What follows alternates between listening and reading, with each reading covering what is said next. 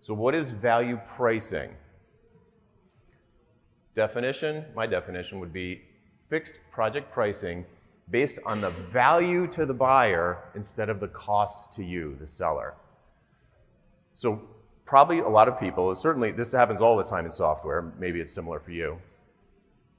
You get a lead, you go in, you have a meeting with them, virtual or otherwise, and the whole time they're saying, we want you to do this, we want to do that, we want to do the other, and they're giving you essentially all of these like orders of what they want you to do, and you're diligently writing down all the stuff and the features, and in your mind you're thinking, how am I going to do this? How long is it going to take? How would I solve this problem? And you're getting all into it, and you're brainstorming, and it's fun, and you end up spending the whole time thinking about scope. Who am I going to put on this? How many people am I going to need? How long is it going to take? Because you know that in a couple of days, you're going to put together an estimate that's based on your costs, the hours probably that you're going to put into it, or the salaries that you're going to put into it. And then maybe you mark that up and do like a cost plus kind of thing. In this model, you think about the scope last instead of first, which is insane. Like most people are just like, what are you even talking about? The scope is what the client told me to do. So that's what I do, and then I give them a proposal or an estimate or some kind of quote, and then we do it. But no, if you sit in the meeting and instead of talking about what they want you to do, their self-diagnosis, you're going to talk about what they want, the outcome. What does the home run look like? Why are they even talking to you?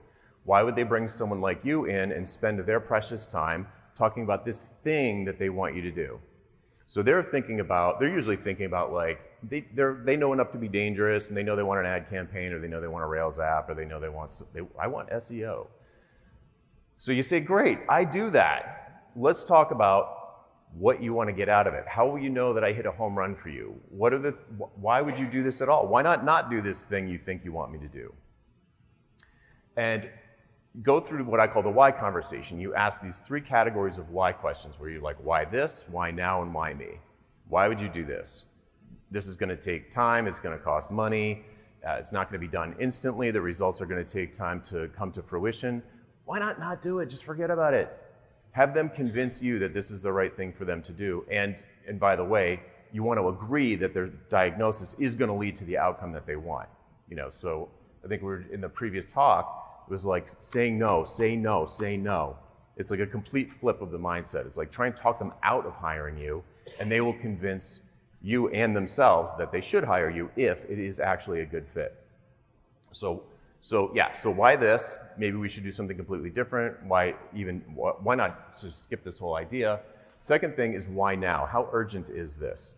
So you ask a series of questions to uncover the urgency. The higher the urgency, the more important it is, the more game-changing it is for the business, the more value is going to be there for them. It's automatic. It's automatically there.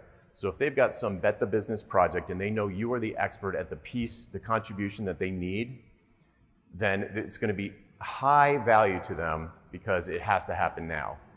The reverse of this, you've probably also seen, like a tire kicker comes through the door and it's like, we're just talking to SEO people. We want to get prices. Here's an RFP. Could you respond to it? There's nothing urgent there. The value is very low in comparison. So you want to find someone who has really high urgency, and right away you're going to be like, this might be a good case for value pricing. And then the last one, part of the why conversation, that people have the hardest time actually doing is asking the why me part. Why would you hire someone expensive like me or like us to do this when you've got internal marketing people, or you could hire someone from Upwork, or your cousin Vinny could do SEO for you? Like, why would you bring in an expert like us? I mean, I can tell you right now, we'll probably be the most expensive quote that you get. So why us? And have them convince you and themselves in the process that it does make sense to invest in someone who really knows what they're doing, because this project is super urgent and they definitely have to do it. Once you have that information, you'll have a rough idea. It's a guesstimate, it's an art, not a science, but you'll have a rough idea of what your contribution to this project will be for a client of this size. At that point, you'll have a rough value. Like, it's probably worth, again, this is art, not science, but you get a feel, like, you can tell if it's a $10,000 project, or it's a $100,000 project, or it's $1 million project. You can roughly tell by like an order of magnitude what ballpark you're in after a conversation like this.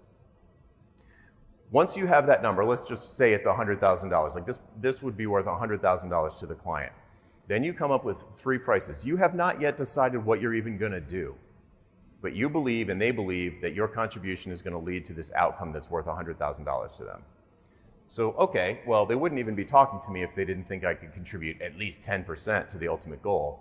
So I'm going to set a price at 10%, and then maybe another price at 22%, and then maybe another price at 50% of that $100,000.